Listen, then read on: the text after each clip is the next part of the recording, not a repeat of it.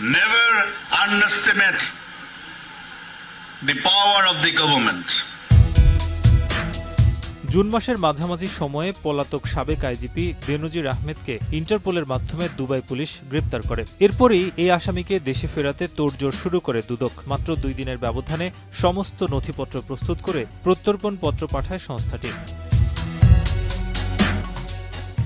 চিঠির জবাবে 1 মাস পর বেনজিরকে ফেরত পাঠাতে নীতিগত সম্মতি দিয়ে মামলাসহ কিছু বিষয়ে ব্যাখ্যা তলব করে সম্প্রতি বাংলাদেশকে চিঠি দেয় দুবাই পুলিশ। চিঠি হাতে পেয়ে সেই জবাব প্রস্তুত করতে কাজ শুরু করেছে দুদক। নোভা এলইডি টিভি, ঝকঝকে ছবি, নিখুঁত শব্দ, 5 বছরের ওয়ারেন্টি। নোভা মানি, সঠিক মান, নিশ্চিত সেবা। দুদকের মামলার সংশ্লিষ্ট যে বিষয়গুলো জানতে চেয়েছেন দুদকের তদন্ত কর্মকর্তা, সেই বিষয়গুলোই মূলত ক্লিয়ার করে হয়তো 2-1 দিনের মধ্যে আবার পাঠাবেন।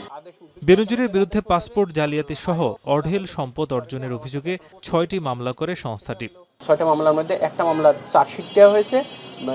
জ্ঞাত আয় বহির্ভূত সম্পদ অর্জনের মামলায় তার বিরুদ্ধে চার্জশিট দেওয়া হয়েছে। সেই চার্জশিটের বিষয়ে চার্জশিট করা যে মামলাটা, সেই মামলায় তাকে ইন্টারপোলের মাধ্যমে গ্রেপ্তার করা হয়েছে।